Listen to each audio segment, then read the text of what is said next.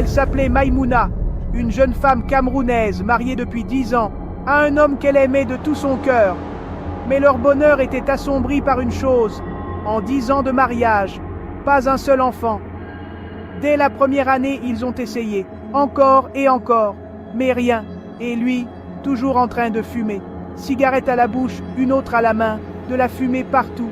Un jour, il l'a regardé droit dans les yeux et a dit « Tu es stérile, tu as volé ma lignée ». À partir de ce jour-là, il n'a plus jamais été le même.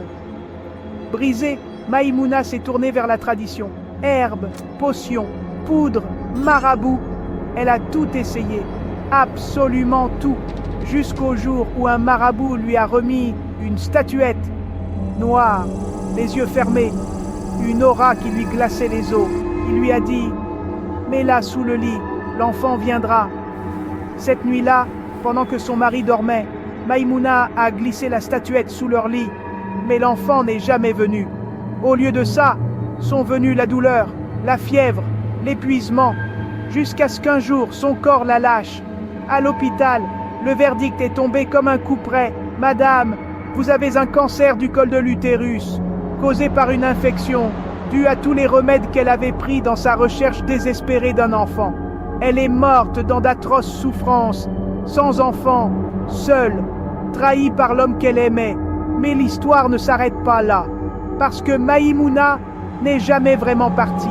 La nuit suivant sa mort, son mari a rêvé d'elle. Elle se tenait au pied du lit, silencieuse, les yeux rouges comme des braises.